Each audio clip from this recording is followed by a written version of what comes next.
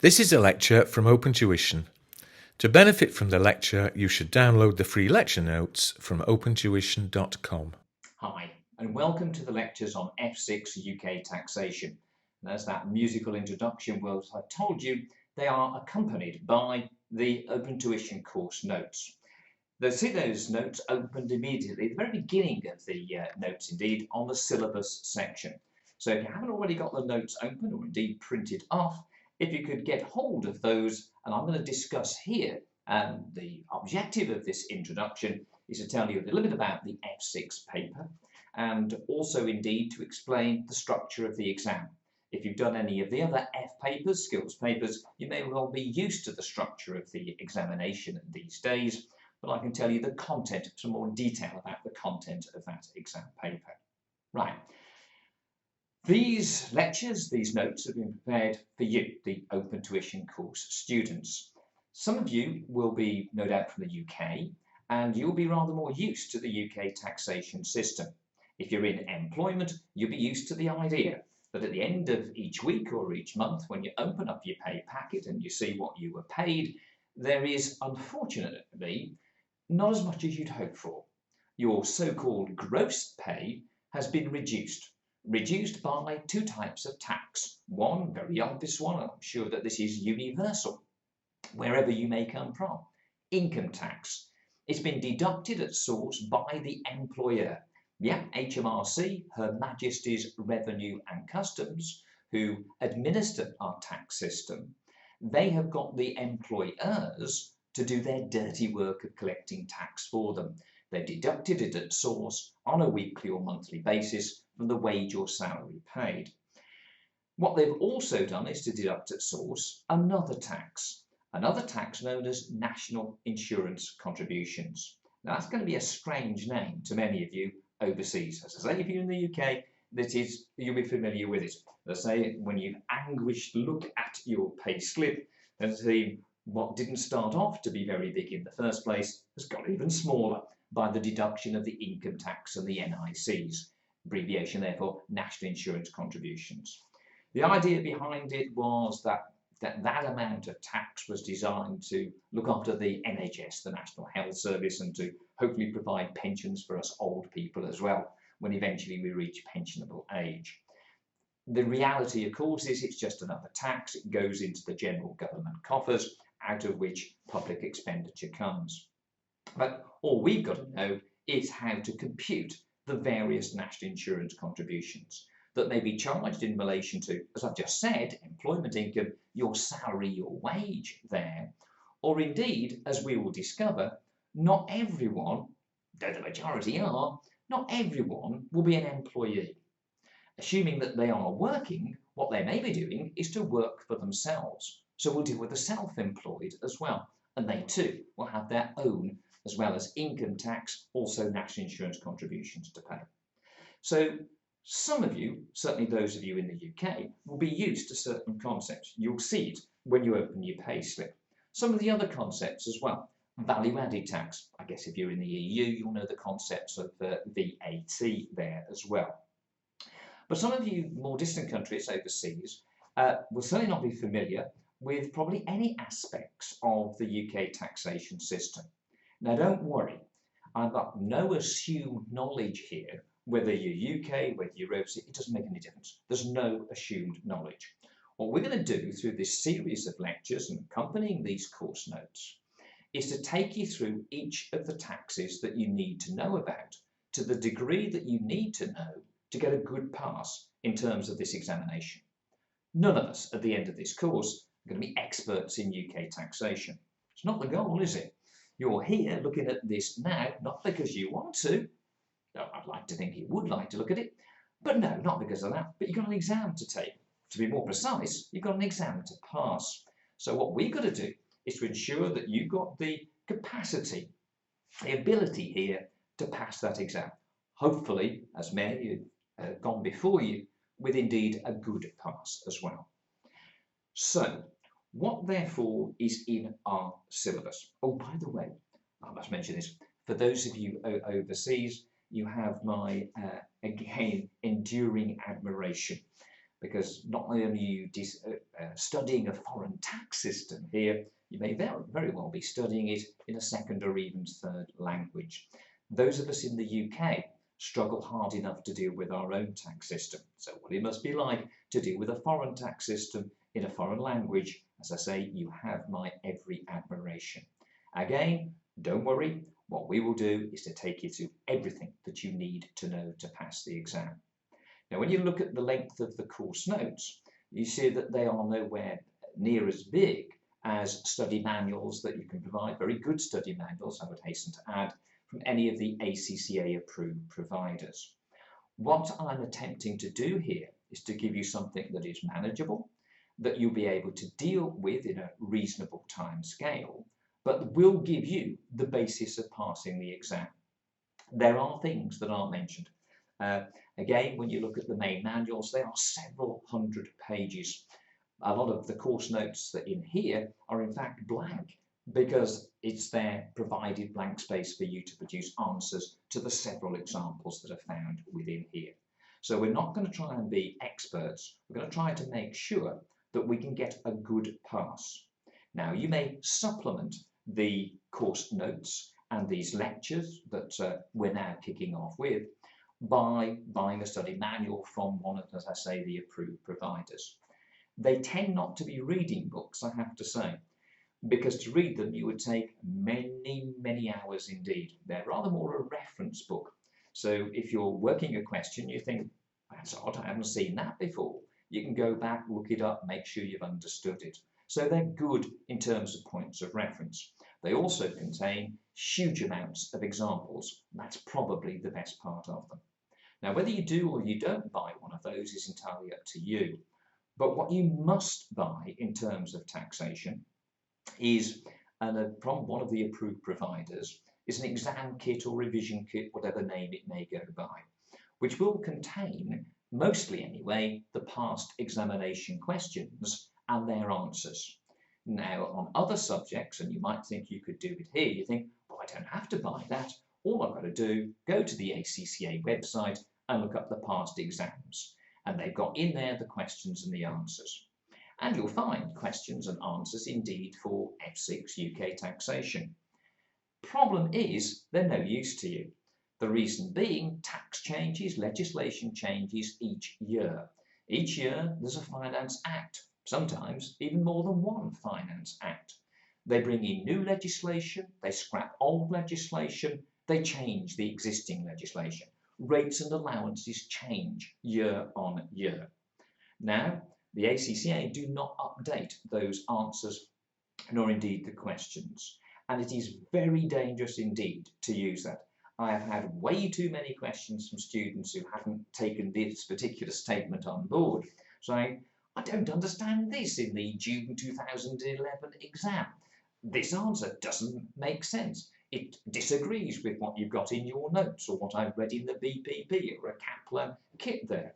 Yeah, it will disagree because it's wrong. It's out of date. So you will therefore acquire one of the ACCA approved providers exam or revision kit. That is essential. But you don't start your studies with that. Again, too many students try to think, well, I'll work from the questions, and if I can answer those, I'll go to notes and I'll be all right. No, you don't touch those kits until you put your study in. Tax, it's not a matter here of understanding. It's a matter of learning. There's a huge amount to be learnt. We've got every one of the taxes we need to look at has got a series of rules and regulations. Question I often get, why do we do this? Tax isn't a subject where you ask why. It's a subject where it is. It's not about why, it's about is. People, governments, Her Majesty's Revenue and Customs create the rules and regulations. Sometimes they are defined and clarified by case law, by the courts. But these are rules that people have decided will be the rules for their taxation system. Now, you might think, that's not a very good system. I could think of a better system. And when you become Chancellor of the Exchequer, you can put your ideas into play. But until then, these are the rules that we've got. So it's not a question about asking why, it's about learning what is. So don't all the time come back to and say, again, the question that us, we taxation lecturers hate the most. I've got a class of 60 people in front of me, and inevitably at some point, someone puts their hand up and says these 3 words, but what if? Oh no. Again, not about why, it's about is. So we've got to learn those rules. Now, what's contained within the syllabus? Now, I mentioned 2 of the taxes already. Income tax, which is probably the biggest content in terms of our exam. Income tax, national insurance contributions. National insurance contributions, we might see 2, 4, 5 marks maybe there. But income tax is huge so far as we're concerned. Now, as well as knowing the mechanics of the tax systems, a bit of admin comes in. And if you look here on this syllabus page, we're told here, let's make the pen work, to explain the operation and scope of the tax system, the obligations of the taxpayer and all their agents, and the implications of non-compliance. This is the administrative bit. Now, that is a learning exercise. It's a bit like law, stuff that needs to be learned. Now, thankfully, there's not as much of it as you have to do in law, but that's something that you're not going to do, I would suggest anyway, at the start of your studies. You need to do the functional things. Every one of these taxes that we're going to look at, we've got income tax, national insurance contributions, we've already mentioned. Can you think of any other taxes? Well, companies pay corporation tax. Individuals will pay capital gains tax on capital gains that they make. They buy an asset, 10 years later, they manage to sell it for more than they bought it for. They made a chargeable gain. That's got a tax, CGT, therefore. We've also got, sad to say, inheritance tax. Yes, we'll be dealing with death as well there. More of that later. But every one of these taxes all require computations. Income tax computation, NIC computation, corporation tax computation, CGT computation, IHT computation, another tax, VAT, value added tax, as we mentioned earlier. You might have to do a computation for that, but that's a bit more again like the legal side, the law side, things to be learned, things therefore to be quoted in your answers. But all the functional stuff, what goes into a computation? What's the basis for inclusion? How do I prepare these computations? That's the stuff that you need to master first of all. That you're comfortable with the preparation of an income tax computation, a corporation tax computation, a capital gains tax computation, an inheritance tax computation, that you can deal with the main functional preparation of those computations. Because if you can do that, then you're going to have enough ability to pass these examinations. We'll worry about the administration parts later. It does come up, usually again, maybe 4 or 6 marks, administrative issues, but you don't want to spend time now, if this is early on in your studies, trying to fill your head full of the facts. Learn the doing things, the computational formats, the bases by which each source of income is going to be taxed. Learn that. The sort of final rote learning of the rules and regulations, that's something I would suggest anyway, that you can do closer to exam time. So where we'll be starting in terms of our detailed look at the chapters won't be chapter 1, that's a read that you can have at some point in time about the tax system, but it will be chapter 2 where we get immediately into income tax. Now, we mentioned here, next one down, income tax liabilities of individuals and also the effect of national insurance contributions on employees, employers and the self-employed. Now that's a general heading. What we've got, if we just look down at the page, is in terms of the detailed syllabus, individual points about the UK tax system and admin. Again, that's for later. And here, income tax and NIC liabilities. Income tax. Think, what for most UK taxpayers do you think is their principal source of income? Well, most of us are in employment. So the main source is employment income. But not everybody is in employment. Some people might say are lucky enough to be in self-employment. Now, if you're in employment, you have a salary or a wage. That salary or wage might also be enhanced by your generous employer, providing you, the employee, with various other benefits. For example, the provision of the use of a car, fully expensed car. They pay for the fuel there. They might pay for private health insurance. There's all sorts of ways, if an employer really wanted to, that they could provide you, the employee, with benefits. All of that huge area, employment income, we deal with in Chapter 9. But if you're not in employment, you're in self-employment, what then are you going to be taxed on? You don't have a salary, you don't have a wage, it's your business. You don't get taxed either on the drawings that you take out of your unincorporated trade. Instead, what happens, and we've got several chapters that deal with this, chapters 4 through to chapter 8, deal specifically with the unincorporated trader. What the individual trader will be assessed on will be the tax-adjusted trading profit of the business. Now, you'll be used to statements of profit or loss. You've done accounting. What we've got to do for tax purposes is to take that statement of profit or loss, take that accounting profit as it is, and adjust it for taxation purposes. Now, that's a process that we deal with in Chapter 4 and a follow-on from that in Chapter 5. What we've also got to do with every source of income is related to a tax year in which it will be assessed. We've just said about businesses. Prepare accounts to any date. Profits are accounted for by reference to an accounting period. But we've got to prepare tax computations. Here at the moment, an income tax computation. So we've got to have a way of relating each source of income, whether it's employment, your salary or wage, whether it's the adjusted trading profit of your business as a self-employed and unincorporated trader. We've got to have a way of relating those sources of income to the tax year for which you then have to prepare the income tax computation. That is our ambition.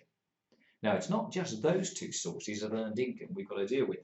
Some people may be lucky enough to have investment income. They might own a property that they rent out. Property income derives rental income there. We might have money in the bank and we receive some interest.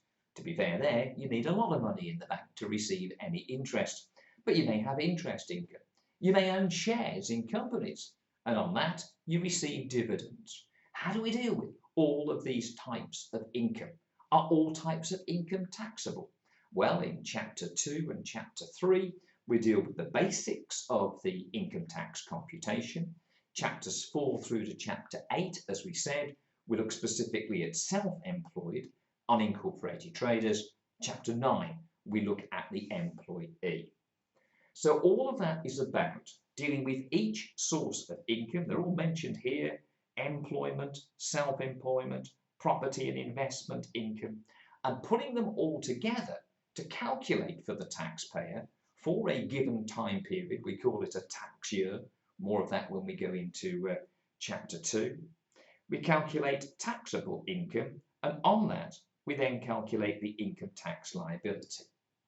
Over and above income tax, as we said, national insurance contributions are looked at as well. Nothing to worry about there. They're very simple calculations, and we'll deal with those in Chapter 11. So don't worry if that's an alien concept to you there. It's a very simple system to adopt. Again, very functional, computational. Right. As well as income tax, as we said, there's corporation tax. Now, again, back at the top there where I introduced this, what you've got is all of the taxes referenced, just as explain and compute each of the different taxes. What we've got now down here is a bit more of the detailed syllabus. So corporation tax. Companies, UK resident companies, pay corporation tax. What do they pay corporation tax on? They pay it on their so-called taxable total profits. The main part of that taxable total profit is going to be probably their trading income. So what again we have to do is to make that company's trading income acceptable for taxation purposes, an adjustment of profit process again. They too, though, may have other sources of income, money in the bank, interest income. They may indeed have a property that is let out, property income. And companies also may dispose of assets and make capital gains, chargeable gains. And companies will pay corporation tax on both their income and their gains. You or I, as individuals in the UK, pay income tax on our income, and separately, as we'll see in a moment's time, pay capital gains tax on our capital gains. Companies, however, pay corporation tax on their worldwide income and gains. What we've got there, taxable total profits made up of worldwide income and gains. There's the gains. Once you've got your taxable total profit, we've got to calculate the corporation tax liability. That you'll discover now is ever so easy, certainly as compared to what it's been in previous years. Because now we've got a single universal rate of corporate tax. Some of you may know it, it's 20%. So the tax calculation is a very, very easy calculation compared to what it used to be. But when we deal with corporate tax, we don't just deal with single companies. Again, depending on what financial accounting knowledge you've already accumulated in your studies, we may be aware that we may have groups of companies. Now, don't worry if you do know a little bit about, I hope you know a lot about financial accounting, financial reporting, but in groups in financial reporting, you have consolidation. There's no consolidation exercise here in taxation. In taxation, each company will have its own individual corporation tax computation. But if it exists within a group, then that brings certain rules and regulations that will apply to the computations for each company within the group, and certain possibilities of things that can do, claims, elections, reliefs that are available. And that will be the mainstay of looking at our groups. We've just mentioned chargeable gains. Companies will pay corporation tax on their gains. Individuals pay capital gains tax, or CGT as we'll know it from now on their chargeable gains. We've got to look at the basic principles of computing gains and losses. Well, it's a fairly basic concept, isn't it? I buy an asset for £100,000 and a few years later I sell it for £160,000. My proceeds are 160, my cost is 100, I've made a chargeable gain of £60,000. It's a simple concept. So we've got to look at how we calculate the gains, and possibly, of course, losses there, how we calculate our gains, and how then those gains will be subjected to tax. It's a pretty constant system in each of the taxes. In income tax, we calculate our taxable income and then calculate the tax on it. In corporation tax, we calculate our taxable total profits and we calculate the corporation tax. Very easy, it's 20%. And in CGT, not so easy here, but we calculate the taxable gains and then we calculate the CGT liability thereon. So the basic principles, we may have gains and losses on the disposal of different types of property, movable and immovable. Don't worry, but there are certain reliefs and exemptions that apply depending on the type of property. A major asset that we have to deal with, and one that comes up on a very regular basis, is shares. That when we dispose of shares, how do we calculate the gains? We'll wait and see on the chapters on that, but that's a frequent one. Once you've calculated your amount of taxable gains, then how do we calculate the CGT that we said? And that, of course, is a big, big exercise. Also, what we discover, for planning purposes, there are exemptions and there are reliefs that may be available to defer and therefore minimise the tax liabilities that arise. In CGT, there's a whole host of CGT reliefs. That a major learning exercise for us later on. Other taxes, as we said, we have got inheritance tax. Now, chargeable gains, CGT, and inheritance tax are known as the capital taxes because they're not dealing with income, they're dealing with capital. Obviously, CGT, I buy an asset, I sell the asset, I hopefully make a capital gain thereon. That is what's subjected to CGT. But now, inheritance tax. Let's have a think here. Now, what do you think is the event that will give rise to inheritance tax becoming payable? Let me think. Yeah, you're dead. That's the main circumstance. So when a taxpayer dies, the value of their chargeable estate, a listing of all the assets that they owned, less any liability, like the balance sheet there, that estate, that chargeable estate, will become chargeable to inheritance tax. But what we'll also discover, and will be relevant for your exam, is you're not just chargeable to inheritance tax when you die on the content of your chargeable estate. There may be gifts that you have made in lifetime while you were alive that either immediately became chargeable to inheritance tax, something known as a chargeable lifetime transfer, or will become chargeable to inheritance tax as a result of your death.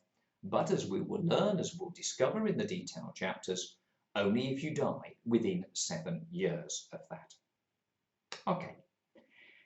In addition to those personal taxes, chargeable gains, inheritance tax, income tax, we've also got another tax that pertains to business, VAT. In terms of value-added tax, this is charged with, administered by businesses. It's the like of you or I that suffer this tax when we go to a shop and we buy something for £120, inclusive of VAT.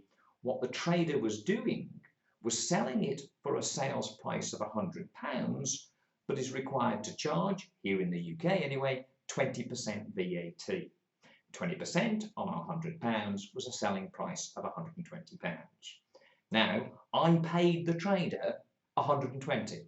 I didn't pay the trader £100 and then send a cheque to HMRC, remember, Her Majesty's Revenue and Customs, for the VAT element. No, I pay £120 to the trader. It is then the trader's job to account for the output tax, the VAT on that sale. It's not their money to keep, it belongs to HMRC. So what we need to know is, when does a business have to register? When are they required to charge VAT on their sales? And how then do we administer that system? But when are we required to register? How then do we administer the system and compute any VAT liabilities for these traders? And there are some special schemes, principally there for smaller businesses, to ease the administration burden or the cash flow problems that are associated with VAT. All of that again awaits us in a later chapter. Now, I've gone through a lot there in terms of content of the different tax. What I wanted to do is give you an idea about what each of these taxes is all about, and the fact that for each of them we have to know how to prepare a computation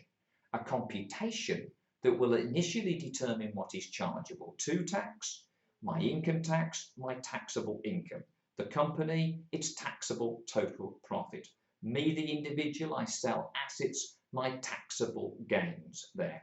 I need to know how to construct those computations, find out what is taxable, and then know how to calculate that tax. The final add-on to that, as I suggested at the beginning of this discussion, is when we then have to administer that tax. And that's where the administration chapters come in. But first of all, we need to know how to compute the figures chargeable to tax, and then to calculate the tax figures themselves. And that will be our initial focus. Having looked at what is in the examination, we now just need to, well, in some ways remind you of the structure of the examination. and tell you a little bit about what is there to finish off this introduction to our subject.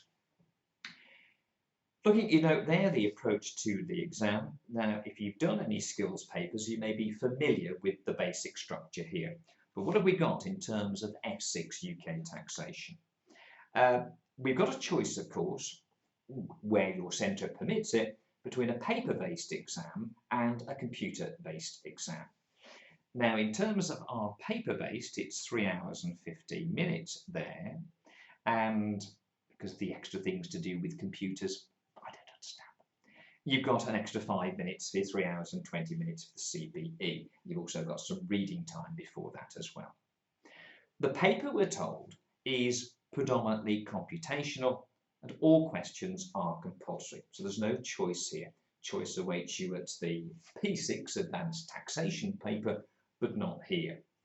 Also, of course, the introduction of objective testing questions, you might think that's a good idea. You might want to think again. Not that you've got any choice in it, they're there. But what it allows an examiner to do is to get a much wider cross-section of the syllabus tested. Because rather than having, say, 5 or 6 questions that we used to have within our exam that would test core areas, we've now got 15 questions in Section A. Section A, 15 objective testing questions, 2 marks each.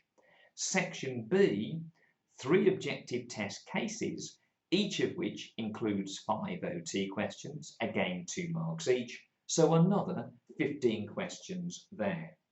Section C, we get back to our examinations the way that they were. And that, as we know, they give it the lovely title, Constructed Response. Written questions, written answers here. Section C, 1 10-mark and 2 15-mark constructed response questions. Obviously written answers. Now here, thankfully, we know a little bit more about what we're going to face in those questions. Because the 2 15-mark questions we know are going to be on, one on income tax, one on corporation tax, the big 2 taxes there.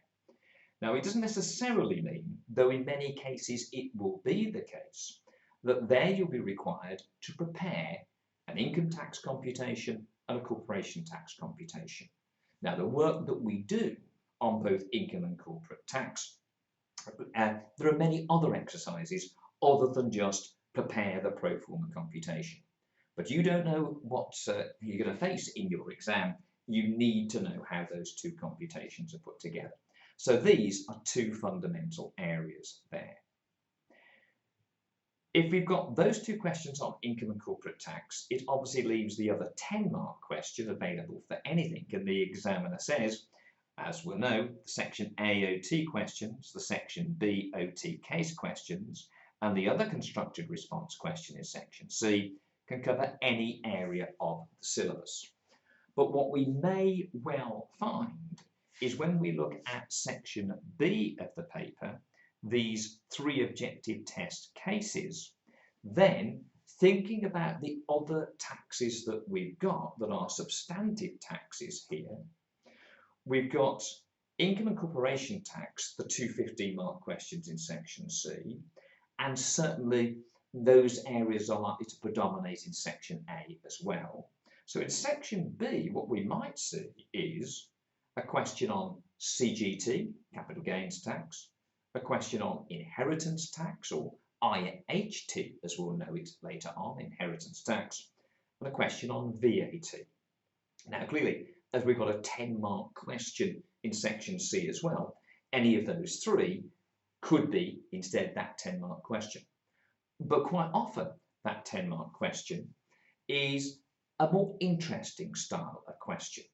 What the examiners are trying to do is to close the gap between F6, the basic introductory taxation paper, and where you may or may not choose to go later on, P6, advanced taxation. There was a huge gap in terms of the abilities required to pass those 2. Skills predominate at P6, advanced taxation. And what they've tried to do is to bring some of those skills into F6, i.e. little tax planning issues, interaction of taxes. An individual comes to you and asks you to resolve their tax problems, not comes to you and say, I'd just like you to deal with my income tax or my capital gains tax or my inheritance tax. Here I am. This is what I've got. This is what I'm looking to do. Tell me what the taxes are. Well, you won't get that type of question, don't worry. But what you may get is a question that will be very, very well constructed, leaving you in no doubt as to the work that you need to do, that maybe involves multiple taxes and maybe some planning. And planning basically comes down to how can we legally, using allowances, exemptions, reliefs, how can we reduce the overall tax liabilities of our client, be they personal, be they corporate? Pardon me, how can we reduce their tax liabilities? But in a legal way. That will be known as tax avoidance, perfectly reasonable way of arranging your affairs so as to reduce your tax charges. It will not be tax evasion. Tax evasion, as you may well imagine, evasion is evil, avoidance is all right, at least at the moment anyway, you'd be pleased to hear. So we may get a little bit of tax planning. And again, if you've seen these notes before, we've got a new chapter, chapter 26, that goes through some of those tax planning scenarios, something you'll only be able to accommodate, hence why it's chapter 26, once you've got an understanding of each of those other taxes. So we know what our exam is going to look like. We know that the format, it's either paper-based or CBE. Obviously, most of us are probably going to be doing paper-based exams. That's the line that I'll have here. But again, it's the same issues, it's the same questions that you're going to be dealing with. It's CBE. I hope you've got at least a bit of an idea now about what the syllabus contains and what each of these taxes involve. Income tax, through corporate, through CGT, through IHT, VAT, even national insurance contributions. That's a big range of taxes there. But what we'll do is to break it down in each of our chapters, dealing firstly from chapter 2 onwards with income tax, and that will take us through to chapter 9 indeed there. Chapter 10 is a little area on pensions, which is to do with income tax. Chapter 11 is NICs.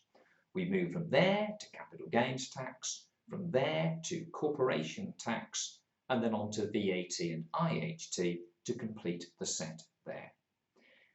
Each one will have the lectures in conjunction with the course notes. What I attempt to do in these lectures is to take you through those course notes, take you through the rules, explain where appropriately what those rules are there for, how they work, and how to construct the various computations. Lots of examples as well that will come through over and above that which you'll see within the course notes. Practice is essential.